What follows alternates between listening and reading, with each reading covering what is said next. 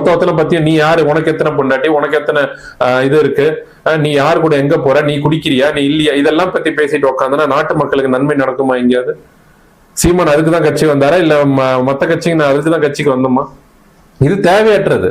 ஏன்னா சீமான் அண்ணன் சொல்றேன்னா, சாட்டை துரைமுருகன் குறிப்பிட்டு சீமான் அண்ணனுடைய பின்புலத்துலதான் இவ்வளவு செய்யப்படுறாரு இல்லையா? அப்போ அண்ணனை தான் அவரை தான் போய் சேருது எல்லாமே. அவர் அண்ணன் கம்முன்னு இருந்தா கூட இவர் செய்வதெல்லாம் யாரு, இவரோட தைரியத்துல தானே செய்யறாருன்ற மாதிரி தானே போகுது சாட்டை துரைமுருகன். அதுதான் சொல்றேன். அப்போ இதெல்லாம் மாறிட்டு மக்களுக்கான அரசியல் அண்ணன் கையில் எடுத்துக்கும் போது வளர்ந்த விதம் வேற, இப்போ வளர்ற விதம் வேற. அப்போ உயர்ந்து போயிட்டு இருந்தார்.